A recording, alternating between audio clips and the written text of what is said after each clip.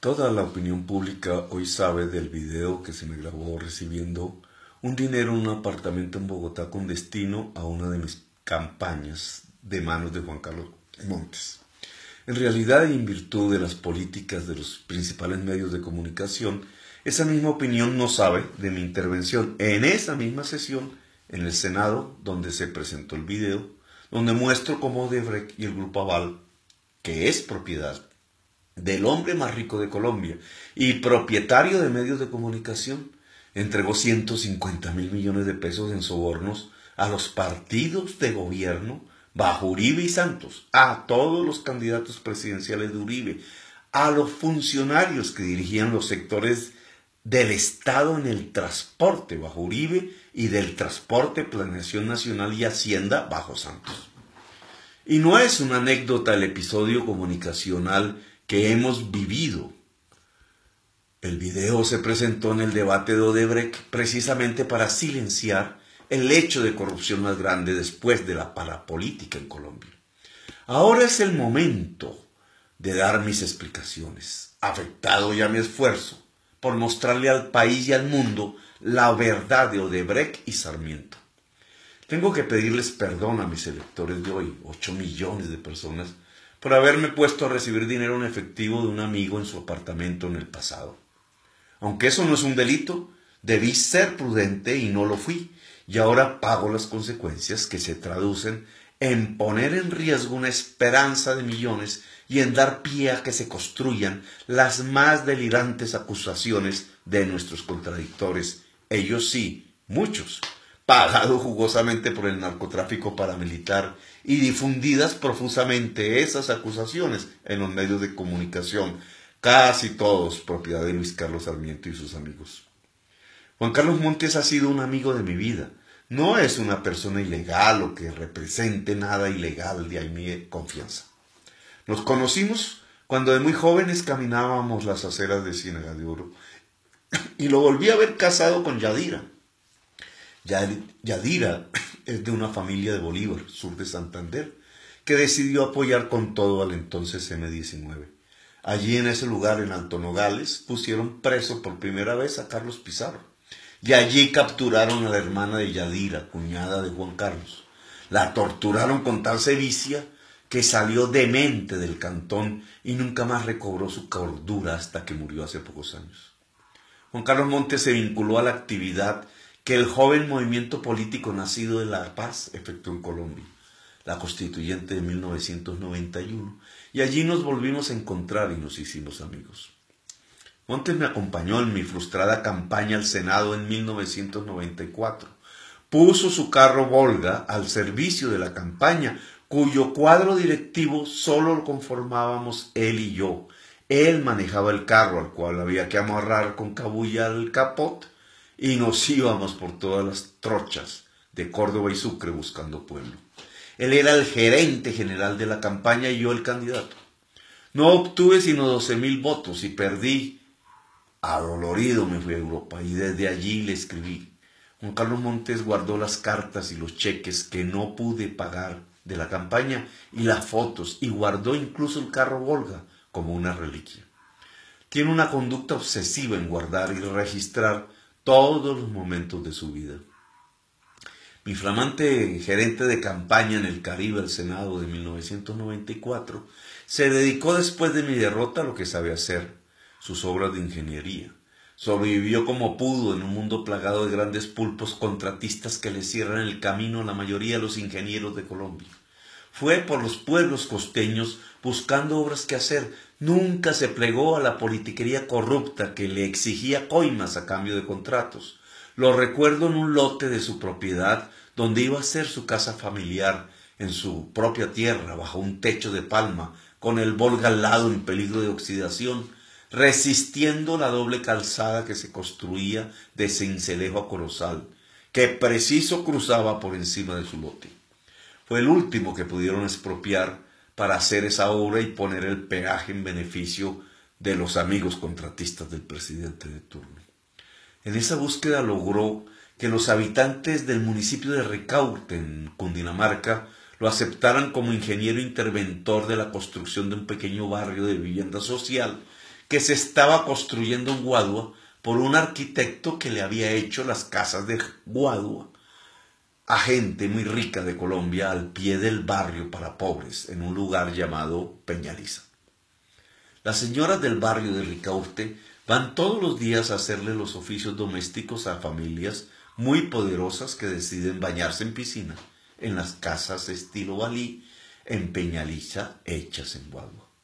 El arquitecto experto y obsesionado en ese bambú colombiano que llamamos Guadua y que puede ser tan fuerte como el acero en la construcción, decidió un acto de justicia social y quiso hacerles en Ricaurte un barrio donde vivir con ayuda del municipio. Así se juntaron Simón Vélez y Juan Carlos Montes, tratando de reducir al máximo el pago al interventor. Simón quedó muy sorprendido que éste le dijera que podía trabajar gratis porque primero estaba la gente que le había aceptado su labor de interventoría. Simón no entendía de dónde salía esa fuerza para trabajar, incluso gratis, por defender una comunidad, y desde entonces se volvió amigo de Juan Carlos. Juan Carlos se inundó entonces de la filosofía de la Guadua y decidió presentarme a Simón, y al conocernos también me dejé influenciar de esa filosofía, lo confieso. Fui muchas veces a la casa de Simón en la Candelaria. Conocí sus hijas, sus nietos, sus charlas, sus excentricidades. En el fondo, su sencillez en un mundo donde ganaba mucho dinero, que guardaba en tarros de la cocina o dejaba encima de las mesas, porque es adverso a tener su plata en bancos o tener tarjetas. Dice que lo que se gana debe ser gastado inmediato. Creo que Simón, frente al sistema financiero, tiene toda la razón. En ese momento no sabía que con mis visitas quedaba en medio de la obsesión de Juan Carlos por registrar todos los momentos de su vida y el DAS que me seguía a través de mis propios escoltas, registrando hora a hora todos mis pasos y comunicaciones, los pasos de mis hijos, de mi esposa, de mis padres ancianos, de mis hermanos, de los computadores de mi oficina, de mis amigos, de Simón y de Juan Carlos. El DAS es la oficina de inteligencia del presidente de la República y el presidente era Uribe y yo le estaba descubriendo los nexos del paramilitarismo con sus amigos políticos y su propio papel en la conformación de esas estructuras sanguinarias dedicadas al narcotráfico y que han asesinado 90.000 humildes colombianos, el grupo responsable de la mayor parte de las muertes en Colombia.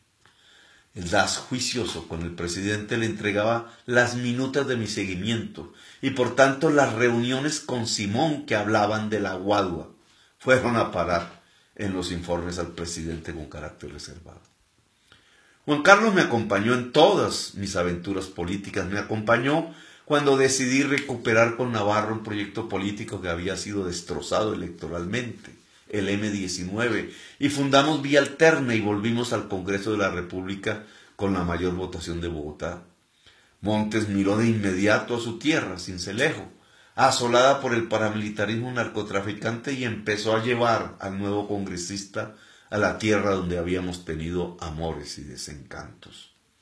En una conferencia que di en la Universidad de Secar de noche, vi una estudiante de ojos azules que me llamó profundamente la atención.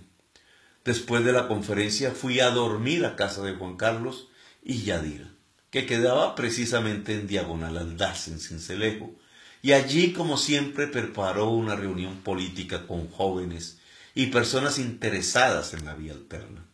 En esa reunión un señor de cabello claro y gafas me abordó y me dijo algo que nunca se me olvidará.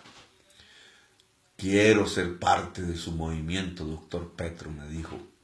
Yo fundé un municipio en contra de la politiquería de Corozal, se llama El Roble. Quiero ser el primer alcalde de ese municipio y quiero serlo en el movimiento de Navarro y Petro, porque el nuevo municipio debe representar una nueva política para Sucre. Me encantó la idea de un nuevo municipio y una nueva política y decidí el apoyo a Udaldo Díaz, que así se llamaba, y ganamos las elecciones. El alcalde del Roble era el primer alcalde de la Vía Alterna y el único en su historia. Pero la politiquería de Sucre nunca se lo perdonó. La politiquería de Sucre estaba armada con el paramilitarismo que exportaba cocaína en el Golfo de Morrosquillo y se robaba las regalías petroleras que llegaban a Tolú y Coveñas por estar allí el puerto petrolero. El tubo del oleoducto atraviesa todo Sucre y es el eje del robo armado a su pueblo. Mataron al alcalde del Roble después que éste le anunciara su muerte y los nombres de sus asesinos al mismo presidente de Colombia. Los asesinos estaban sentados al lado del presidente. En la reunión en casa de Juan Carlos también estaba la estudiante de los ojos azules, Verónica Alcocer, que había traído una pata de cerdo, un paté de cerdo hecho por ella y por su padre, un conservador de sangre azul, amigo de Álvaro Gómez, columnista del Siglo y abogado. Me contó que tenía un hijo y las cosas de su vida, y me dieron ganas de bailar lo que siempre me ha gustado bailar, el porro de mi tierra en música de banda. Y bailé mal, quizás nervioso, ante una experta bailarina en una tierra donde el amor se hace antes en el baile. Tiempo después, Verónica fue invitada por Juan Carlos a Bogotá a conocer mi oficina y el Congreso, y la joven estudiante de Derecho aceptó mi invitación a un lugarcito de salsa y música de la trova cubana en Teusaquillo, y allí nació mi segundo matrimonio y la vida que me trajo a Sofía y Antonella, mis últimas hijas. El encuentro quedó debidamente registrado en los informes del DAS. En su mochismo, los agentes del DAS, mis escoltas, en vez de poner el nombre de Verónica, pusieron el nombre de "se reúne con una fémina". Así que en casa de Juan Carlos nació mi matrimonio y de nuevo mi vida política. De vía alterna pasamos al polo, del polo independiente, nombre que le puso Navarro, al alternativo, nombre que le puso Robledo, y que significaba la unidad de toda la izquierda existente en el momento. Había logrado que el Polo Democrático Independiente, PDI, por una diferencia de un voto en su dirección, aceptara fusionarse con Alternativa Democrática, en donde estaban Robledo, Avellaneda y Carlos Gaviria. No le gustó mucho la idea de Uzán y Samuel Moreno, que para contener la nueva correlación de fuerzas interna decidieron meter a Iván Moreno y a María Emma Mejía. Así surgió el Polo Democrático Alternativo, PDA, y luego se citaron elecciones para delegados al Congreso de la Unidad, que sería el Congreso Constitutivo del movimiento. Llamé a mi gerente del 94 a una nueva aventura: tener fuerza suficiente al interior del polo, eligiendo la mayor cantidad de delegados en las regiones y en la lista que encabezaría a escala nacional, para conformar la dirección nacional y el ejecutivo del polo, elegidas en el Congreso de la Unidad en junio del 2005. Mi propósito no pasaba por ser candidato presidencial. Mi sesgo mental, que me llevaba a aceptar las viejas jerarquías del M-19, me hacía apoyar la candidatura presidencial de Navarro, y mucho menos pensaba en que iba a ser alcalde de la ciudad de Bogotá. Me parecía mejor María Emma para la alcaldía en contra de Samuel Moreno, y desgraciadamente perdimos ese esfuerzo.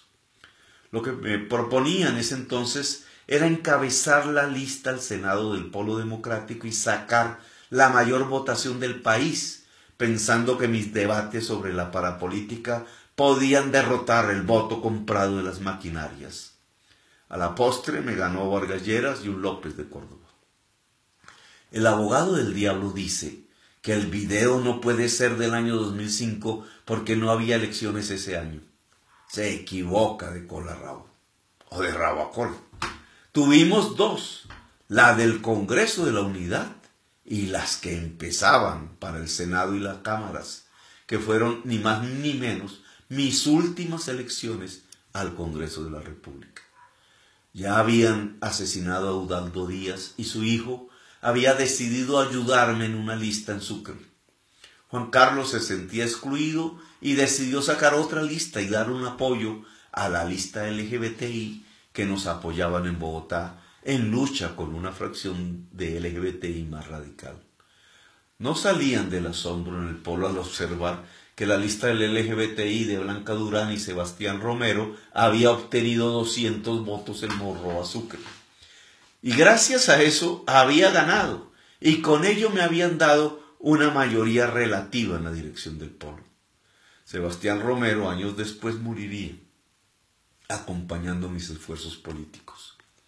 De esas elecciones son las que hablamos en el video.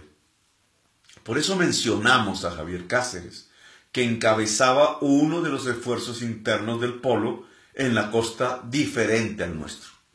Las elecciones para el Congreso de la Unidad necesitaban recursos económicos y yo no los tenía, como me sucede casi siempre en mis actividades políticas. No tenía un peso para asumir una campaña nacional que, aunque interna para un partido, debía mover unos 100,000 votos entre todos a escala nacional. Quería sacar un periódico que se repartiera a nivel nacional con las cabezas de listas regionales y la mía. El periódico, repartido a mano, era mi principal eje de campaña, como bien me lo había aconsejado Daniel Vinograd. Pero era muy caro y al final solo sacamos pequeños panfletos sin mayor unidad comunicacional. No existían entonces las redes sociales. El cometido de conseguir algunos recursos se lo di a mi antiguo y flamante gerente caribeño de mi campaña fracasada en 1994, Juan Carlos Montes. Y él buscó a sus amigos, ingenieros y arquitectos, y a nuestro amigo común, Simón Vélez. Y lo logró, 20 millones de pesos, que fue lo único que conseguí en billetes de 5,000 pesos, de los tarros de la cocina del arquitecto de la guagua Simón Vélez, que quiso ayudar el esfuerzo de Juan Carlos Montes como flamante cabeza de lista de Sucre y de Petro a nivel nacional para el Congreso de la Unidad del Polo.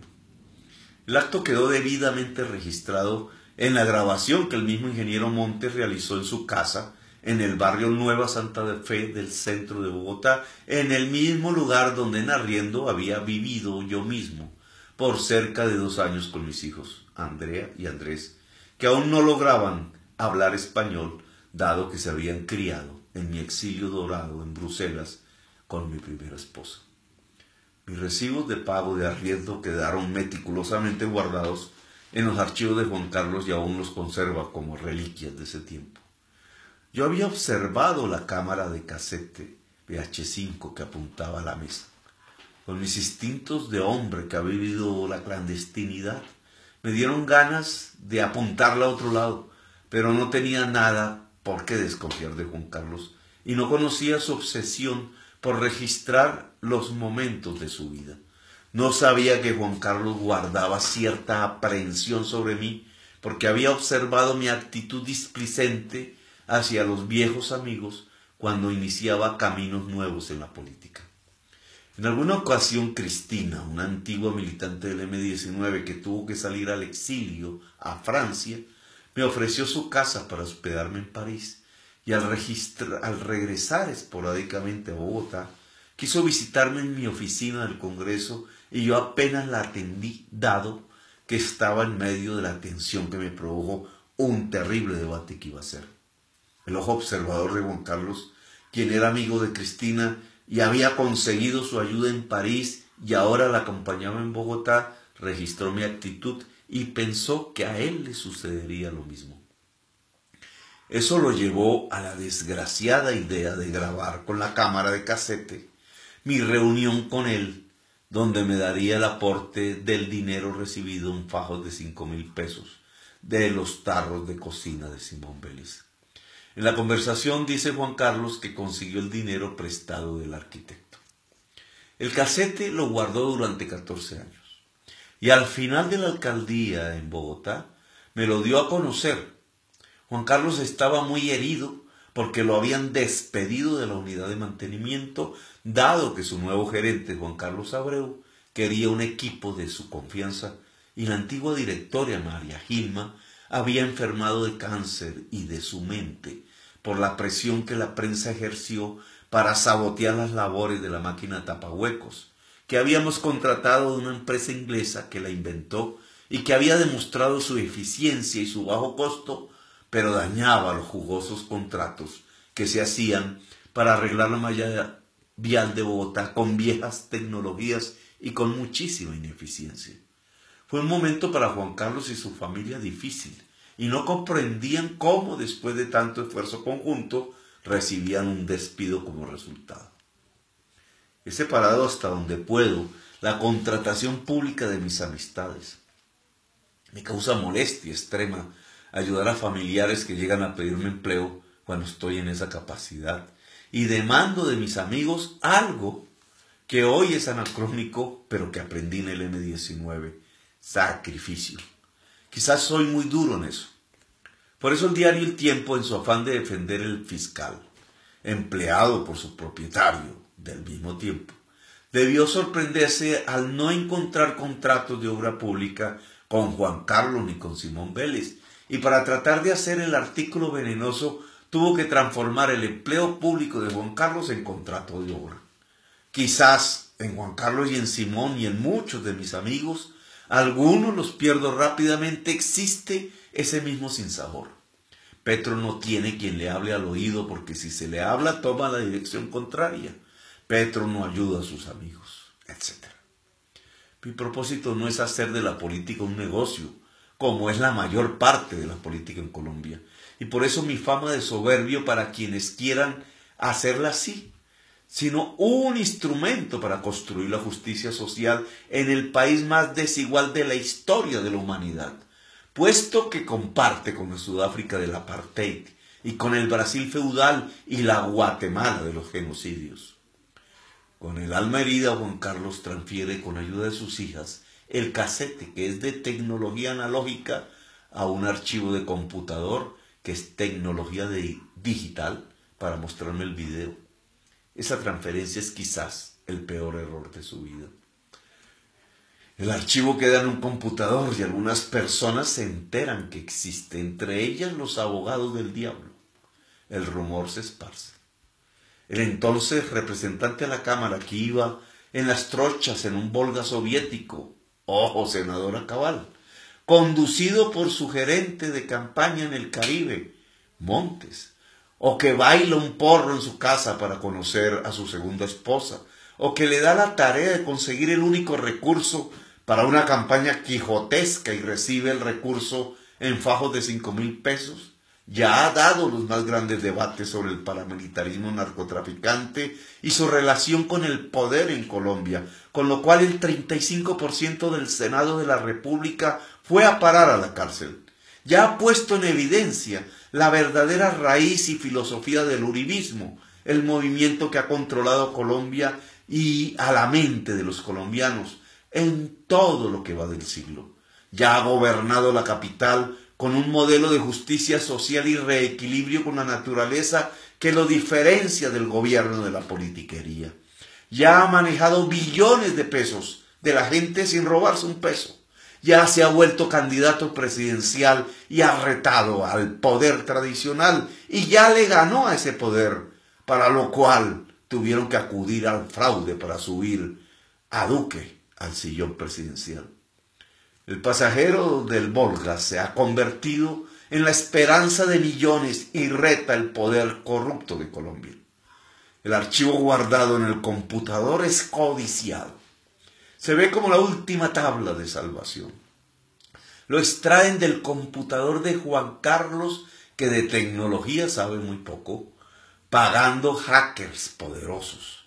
Pudieron ofrecerle a Juan Carlos grandes recursos económicos, pero sabían que el viejo conductor del Volga soviético no se dejaba comprar.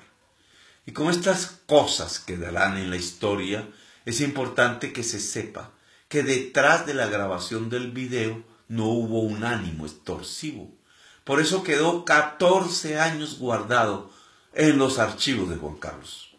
Ni tampoco su publicación obedece a una traición de mi viejo amigo. El video fue extraído criminalmente por criminales que tienen puesto en el Estado, la política y el ejercicio del derecho. La fiscalía y el ritual de los abogados del narcotráfico, los abogados del diablo, logran obtener el video y esperan el momento propicio, el momento donde se puedan salvar de la acusación por el hecho de corrupción más grande de la política en la historia de Colombia después del paramilitarismo. Confían los abogados del diablo que la prensa les va a ayudar. saben, y así lo calculan, que la prensa, en lugar de abundar en lo que yo diga sobre Odebrecht y el hombre más rico de Colombia y su fiscal pago y los sobornos de millones de decenas de dólares, se dedicarán, en cambio, con alma, vida y sombrero, a elucubrar sobre mi error personal, recibir dinero en efectivo, 20 millones de pesos, de fuente legal y para objetivos legales. Saben que la prensa le importará más 20 millones de pesos que 50 millones de dólares, porque es Petro el que los recibe, y en cambio el que otorga los sobornos de millones de dólares es Sarmiento y Odebrecht, y sus beneficiarios son el poder político tradicional, y el encubridor es el fiscal al que Sarmiento hizo poner después de tenerlo en su nómina. Saben que esa prensa verá la posibilidad de destruir a Petro y la priorizará sobre la posibilidad que la clase política tradicional se destruya o el mismo grupo aval. El audio del video lo dice todo, pero la prensa no publica el audio completo, sino solo partes de donde él lucubra tratando de mostrar razones oscuras para la entrega del dinero. Ahí no se encuentra nada digno de sospecha en la conversación, pero prefieren no decirlo y no publicar el audio de la conversación, pero sí las imágenes. Han dicho que el Simón que aparece en el audio no es Simón Vélez, sino un Simón de la máquina tapahuecos que en realidad no existe, para tratar de aparentar un soborno por la contratación de la máquina. O dice que el Simón del audio es Simón Trinidad, al cual nunca conocí. La obsesión de Juan Carlos ha registrado los momentos de su amistad con Simón Vélez y los míos por montones. Han dicho dentro de la estrategia oscura que el video es del año 2009 y que tiene que ver con dinero de la mafia en la consulta del Polo con Carlos Gaviria y la presidencial del 2010. Tenemos el original del video en su vieja tecnología, en donde técnicamente se puede establecer con claridad la fecha. Y las frases que digo en ese mismo video, respondiendo a una llamada de Abraham Rubio, de cara a las elecciones, en donde le pongo una cita en mi casa con dirección exacta, un apartamento que vendí en el año 2007 en la Carolina, porque me quedaba estrecho ante el crecimiento de mi hija Sofía. A la justicia no le quedará difícil encontrar el registro de propiedad del inmueble en donde se establece la fecha de su venta. Han dicho que los billetes son de 50,000 y que no hay ahí 20 sino 200 millones. En el video, cuyo audio no publicaron en la plenaria del Senado y la prensa se cuida en publicar, se muestra mi disgusto por recibir esa cantidad de billetes por su baja denominación. Pregunto por qué se me entrega eso así. Claro que si los billetes fuesen de 50,000, el volumen hubiera sido 10 veces inferior. Quizás los guardaría en el bolsillo y no existiría una imagen tan escandalosa que me costará mucho al guardar fajos en una bolsa de plástico. Pero en el mismo video sale mi preocupación y disgusto, porque los billetes que ojeo y que salieron de los tarros de la cocina del arquitecto Simón Vélez son de baja denominación. Han dicho que por qué dije que era un préstamo y el arquitecto y su hija han salido a desmentirlo. Lo he dicho porque eso dice Juan Carlos en el video y está allí registrado en el audio. Han dicho que el lugar es clandestino. Se trata del apartamento donde viví en arriendo con mis hijos de propiedad de Juan Carlos, quien es el que aparece en el video en su comedor, que era el lugar de mi comedor antes. Dicen los abogados del diablo que la plata es del loco Barrera, y tratan desesperadamente de hacer creer que el video es del año 2009 contra toda evidencia para ligar el dinero a la campaña presidencial y a las casas gratis que daba Chávez en Venezuela, donde afirman que Simón Vélez ha construido esas casas. Nunca he tenido ninguna relación ni directa ni indirecta con ese señor Barrera. Todos los gerentes de mis campañas, desde el primero que lo fue Juan Carlos Montes y Casanova, hasta la última que fue Blanca Durán, han recibido una perentoria indicación mía. Jamás dinero del narcotráfico o donaciones del sistema financiero.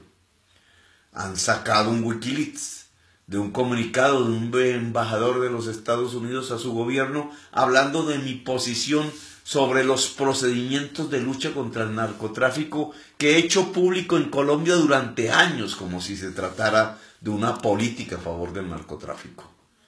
Quien ha denunciado a los políticos amigos del narcotráfico he sido yo. En ese comunicado se informa que yo he solicitado que, dado que Uribe decidió extraditar a los paramilitares por narcotráfico, para silenciar sus confesiones por delitos de lesa humanidad en Colombia, solicito que se lleven a sus familiares para que puedan decir toda la verdad allá, pues amenazan de muerte a sus hijos y esposas en Colombia para que no hablen. La verdad no es estar a favor del narcotráfico, es estar a favor de la paz. Tratan los abogados del diablo hacer ver que el video es del 2009 para hacerlas coincidir con declaraciones que di sobre el narcotráfico con mi propia propuesta en ese año. Pero olvidan que durante todo el debate sobre el paramilitarismo en el Congreso sostuve esa misma propuesta, verdad a cambio de beneficios jurídicos y sometimiento a la justicia colombiana en vez de negociación política con el gobierno en respuesta a la negociación que Uribe sí hacía políticamente con los paramilitares y que son procesos de antes del año 2009.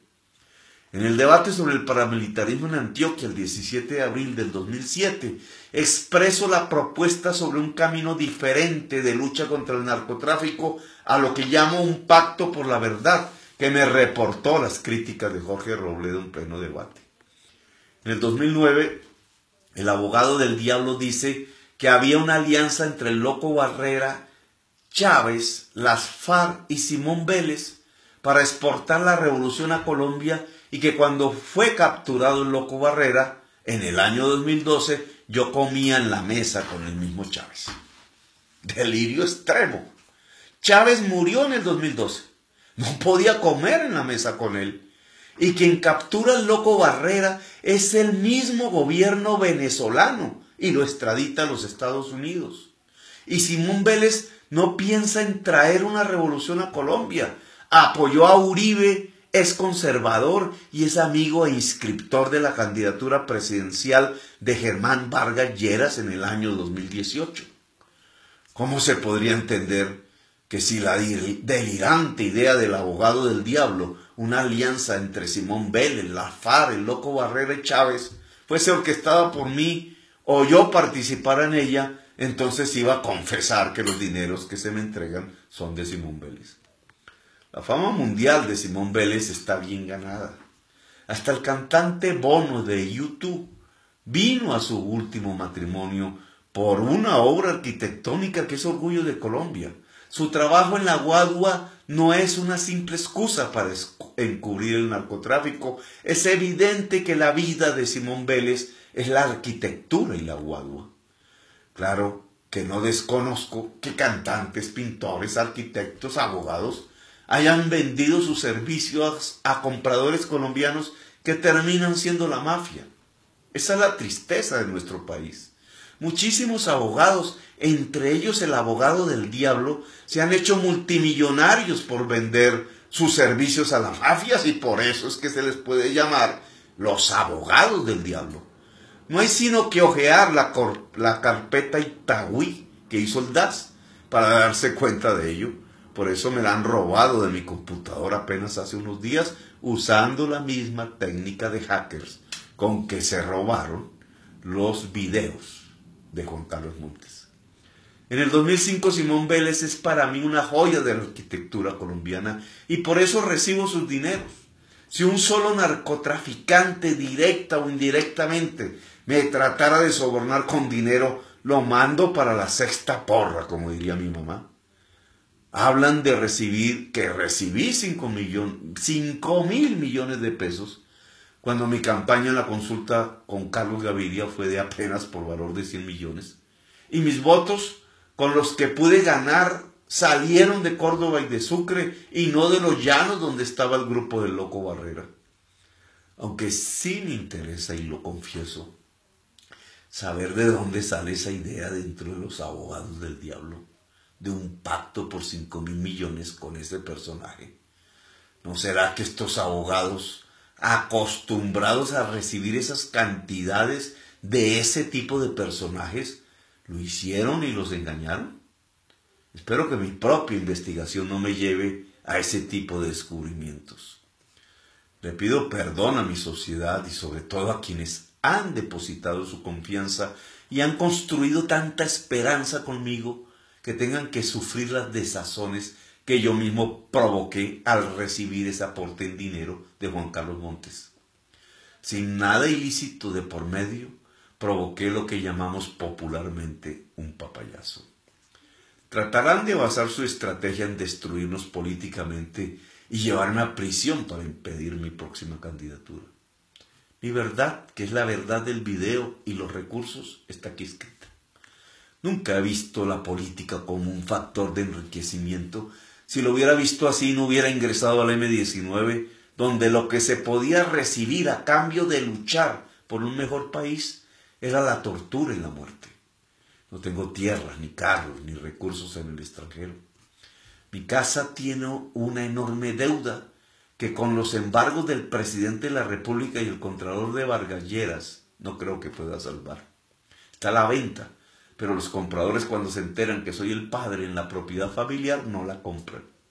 Mi sueldo actual de congresista se reduce por orden presidencial a través de la multa de la superintendencia, dado que la superintendencia es una oficina del mismo presidente, a menos que lo que ganaba como alcalde. No obtuve sino mínimos ingresos el año pasado, porque las universidades se negaban a dejarme dar clases y tuve que pedir préstamos y en efectivo porque no tenía cuentas bancarias para poder comer. Un amigo me ayudó a pagar el colegio de mis hijas. ¿Será ese un ciudadano que ha recibido 5.000 millones de pesos de la mafia? Me pregunto yo. Sé el tipo de mafia al que me enfrento. Lo confieso, es peor que la del paramilitarismo.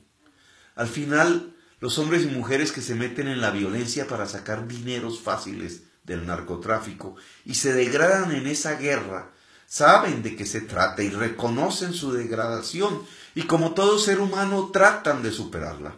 Es la condición humana que permite las máximas obras del arte y que provoca las revoluciones. La condición humana es la base de la esperanza. Pero esta mafia a la que nos enfrentamos hoy no tiene ni idea de su propia degradación.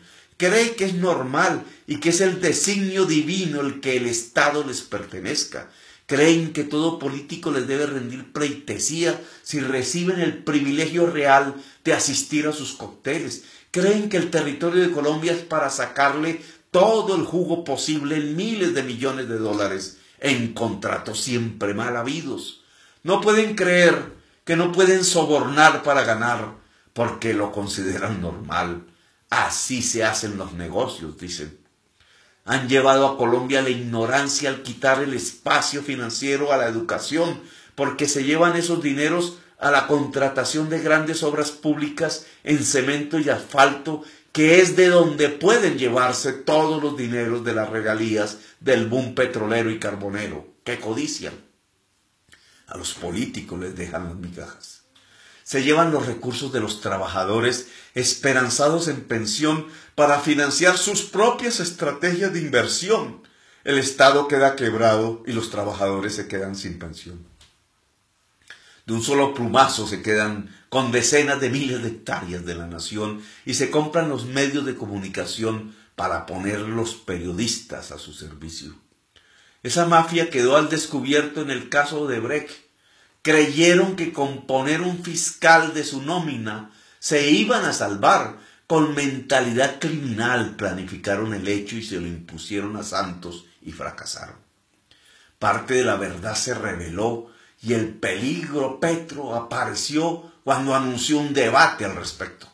Se desataron todos los demonios. Tanto fue el susto que la llamada de llanjura al fiscal transmitida por televisión en directo, mostró la estrategia. El fiscal ligado a Odebrecht y Sarmiento había recurrido a los abogados del diablo y al mismo diablo para salvarse.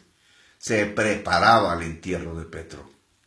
Por eso amenazaron a la hija de Juan Carlos Montes y la obligaron al exilio. Por eso amenazan a mi hermano y a mi madre. Por eso me amenazan. Pero mientras esté vivo, mi vieja idea de hace 40 años que me llevó al M-19 sigue en pie y actuante. Construir un país justo y transparente. Si en este empeño llego a desaparecer moralmente, o políticamente, o físicamente, sigan con el empeño porque Colombia se lo merece. Gracias por haberme escuchado.